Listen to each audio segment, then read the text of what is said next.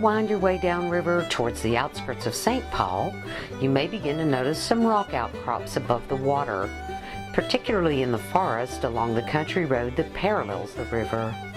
These rocks are a fine example of the karst, or limestone-dominated topography that dominates much of the Clinch Valley and is mentioned in the Cedar Glades placeholder upstream.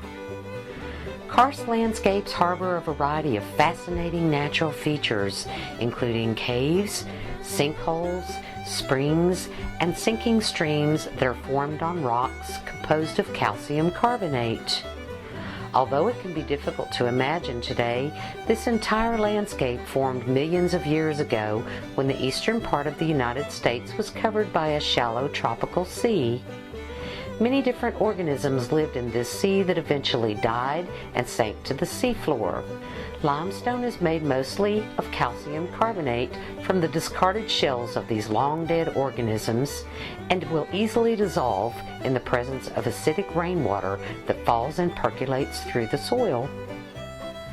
Karst ecosystems like those found along the Clinch are hotspots for biodiversity.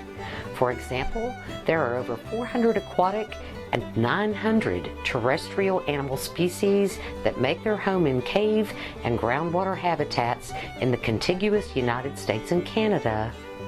The Upper Tennessee River Valley of Southwest Virginia, including here on the Clinch, specifically contains some of the highest levels of biodiversity in the world. There have been over 70 rare cave species recorded from the valley, with some being endemic to just a handful of caves. This means that some of these species cannot be found anywhere else on Earth.